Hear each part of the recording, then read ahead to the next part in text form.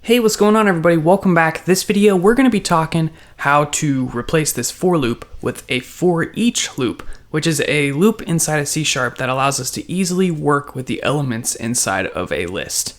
Monday.com is your visual project management solution. This is the tool that allows you to see where every task or project stands with a single glance. With a fully customizable interface, you can create the exact workflow that you need for you and your team to get stuff done.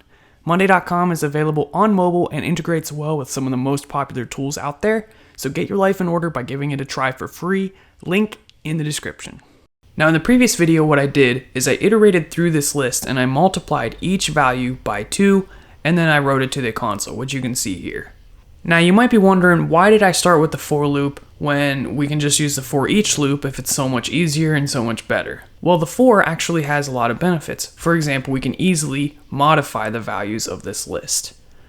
In a for each loop, it's not quite as easy, and I'll show you what I mean in just a minute. But we can easily access the elements. So here's what we're going to do. We're going to clear out these parentheses, so we just start with for and then parentheses, and then change for to for each. Now follow what I type here and then I'm going to explain it. We're going to say int grade.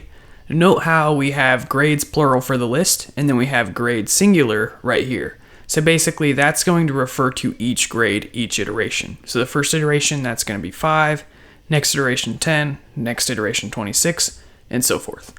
Then you just say in grades. So that's where we're going to get the values from.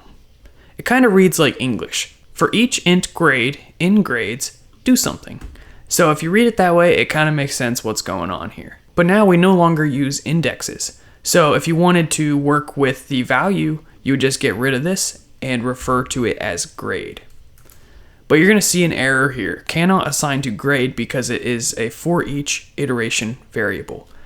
What the heck does that mean in English? Basically, we're not able to change the value of each of the elements. So multiplying it by 2 is not quite as easy as it would be inside of a for. That's why it's essential to be familiar and comfortable with working with both loops when it comes to iterating through lists.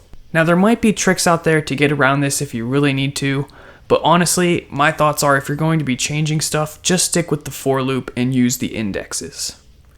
So the for each loop is ideal for reading the elements, but not so much updating the elements. So we're going to get rid of that line where we're trying to modify it. But now we can use the console.write line, and all we have to do is use grade.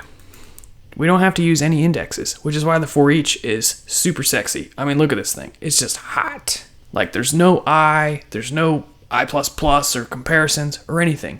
It's literally English. For each integer grade in grades, what do we want to do? We want to console write line the grade.